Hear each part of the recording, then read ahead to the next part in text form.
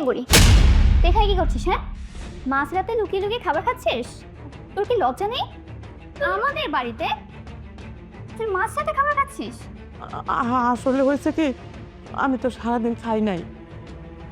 আমার না অনেক খিদা লাগছে, ঘুমাইতে গেছিলাম, কিন্তু ঘুম আসে না, খালি পেটে কি ঘুম আসে? এই জন্য আর থাকতে পারলাম না। ক্ষুধা লাগছে না? দেখাচ্ছে তোর খাওয়া। না, ছাড়ো, ছাড় বলছি, ছাড়ো। নিও না, আমারও অনেক খিদা লাগছে। কাজের বুয়ার মতো দেখতে, আরে এত খাবার খেতে হয়? হ্যাঁ, এই খাবারগুলো কার জন্য রাখছে জানিস? কুকুর বেলানোর জন্য। ওদেরকে খাওয়ালে কাজে লাগবে। তোদের মতো মানুষ যদি খাওয়ালে কাজে লাগবে? এই, কি হয়েছে? হ্যাঁ, এত রাতে এত চিল্লাচিল্লি করছিস কেন? হ্যাঁ, আর কি এত শব্দ কেন? এত চিল্লাচিল্লি কেন? বাস কি ছোট ঢুকেছে?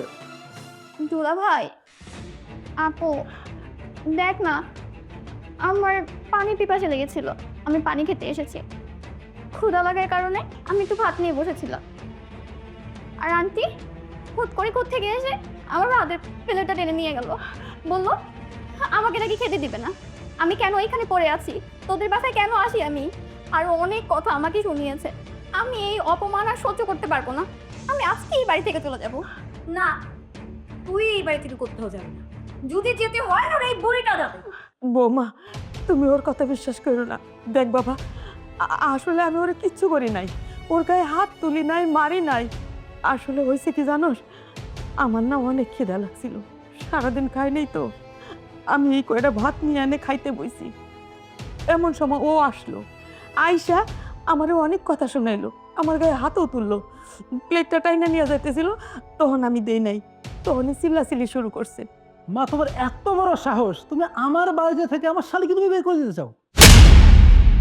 মা, আমার শালি তোমাকে মায়ের মতো দেখে, সম্মান করে, আর তুমি তাকে মারতে যাও, তার কাছ থেকে তুমি খাবার কিনে নাও। মা, তুমি না এই আমার এবং মিমের জীবনটা নরক করে দিয়েছো। তোমার টেনশনে আমি ঠিক মতো অফিস করতে পারি না, আমি শান্তি চাই মা। বাজান, তুই আমার কথাটা বিশ্বাস কর, আমি এখানে কোনো মিথ্যা কথা কইতেছি না, সব সত্য কথা কইতেছি। আমার এখানে কোনো দোষ নাই রে বাজান। বৌমা, আমার এখানে কোনো দোষ নাই। মা, আমি না সহ্য করতে পারছি না, তুমি একটা কাজ করো, তুমি এই বাড়ি থেকে চলে যাও, এক্ষুনি চলে যাও মা। কিন্তু বাবা, তুমি ছাড়াতে এই দুনিয়াতে আমার কেউ নাই, আমি কই যাবো, কার কাছে যাবো? সেটা তোমার ইচ্ছা মা, এটা আমার জানার ব্যাপার না। তুমি যাও, ভিক্ষে করে খাও, তাহলে তুমি মরে যাও, তারপরে তোমাকে আমি এই বাড়িতে রেখে চাই না। আর তুমি যদি তারপরে না যাও, তুমি কি তোমার বড় মুখ দেখবে? না,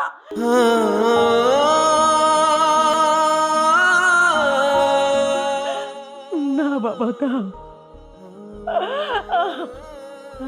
আমি তোর মরা মুখ দেখতে চাই না। আমি মা, আমি তোর 10 মাস 10 দিন গর্ভে রেখে এই দুনিয়ার আলো দেখাইছি। আমি মরে গেলে তুই তোর কাঁধে আমারে নিবি, আমারে কবরে লাগবি। আমি মা হইয়া কেমনে তোর মৃত্যু কামনা করি। আমি তোর মরণ কামনা করি না রে বাজার।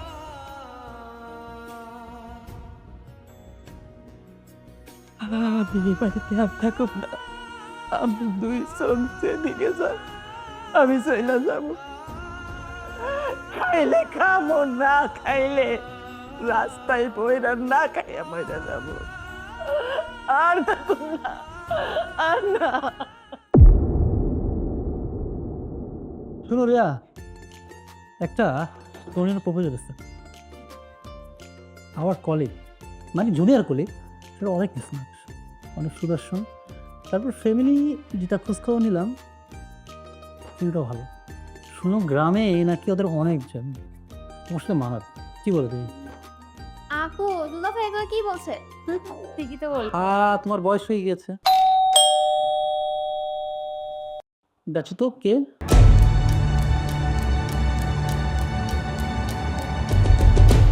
যে ছেলেটা দেখলাম, তোমার দেখলে পছন্দ হয়ে যাবে, এত সুন্দর একটা ছেলে, আর আমি কিছুই না ওর কাছে।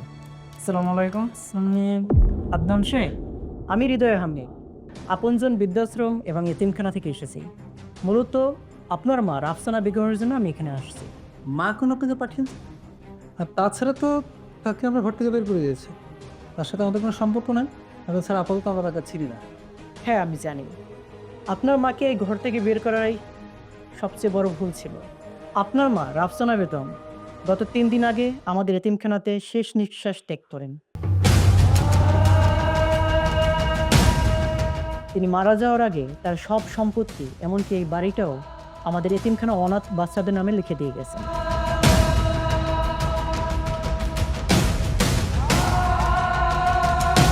না, পৃথিবীতে বেছে নি। আর তাছাড়া সমস্ত সম্পত্তি ওনাদের এতিমখানা দিয়ে দিয়েছে। কি কি কি বলছেন আপনি? হ্যাঁ, এই সম্পত্তি তো আমার শ্বশুরের। তার ওই হাতে তো ও সব পাবে। মা দান করে দিয়েছে মানে আপনার কোথাও ভুল হচ্ছে। আপনারা যখন আপনাদের বাসা থেকে আপনার মাকে তাড়িয়ে দিয়েছেন, তখন সে আমাদের এতিমখানায় আশ্রয় নেন এবং ওখানে শেষ নিঃশ্বাস ত্যাগ করেন। আপনার বাবার মৃত্যুর পর আইনগতভাবে এই সম্পত্তির মালিক রাফসানা বেগমই ছিলেন এবং সে যখন আমাদের বৃদ্ধাশ্রমে আশ্রয় নেন, তার সকল সম্পত্তি আমাদের অনাথ বাচ্চাদের নামে লিখে দিয়ে যায়। না না না, এটা হতে পারে না। এটা সম্পূর্ণ মিথ্যা কথা। আন্টি সবসময় দুলাভাইকে ভালোবাসতো। এটা করতেই পারে না আন্টি।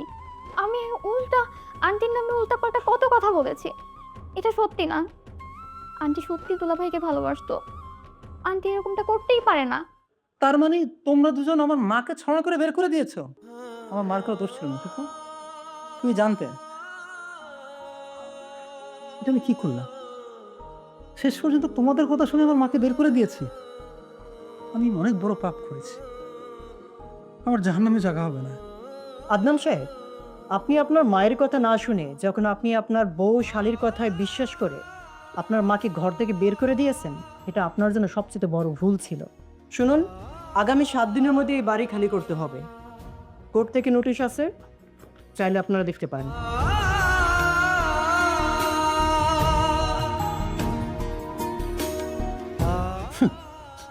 দেখলে বা যাওয়ার সময় কিভাবে প্রতিশোধ নিয়ে গেল। এর সমস্ত সম্পত্তি আজকে এতিমখানায় রেখে দিয়েছে। মা, তুমি ওকে ক্ষমা করে দিও। আমি অনেক ভুল করেছি। আমি তোমাকে বিশ্বাস না করে বিশ্বাস করেছিলাম যে আমার শালিকে, যাকে আমি নিজের ছোট বোনের মতো দেখতাম। আমার মা তো তোকে ভালোবাসতো, ঠিক না? কি করে পারলে তুই আমার মাকে এইভাবে অপমান করে আমাকে দিয়ে বের করে দিতে? আর তুমি তোমার বোনের কথা শুনে তুমি আমার কান ভারী করেছো। ঠিক মতো অফিস করতে পারতাম না, কাজে মন করতে পারতাম না। আমি সহ্য না করতে পেরে আজকে আমার মাকে বের করে দিয়েছি।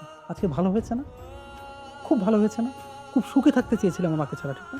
থাকো তোমরা, তোমাদের সুখ নিয়ে তোমরা থাকো, আমি চললাম।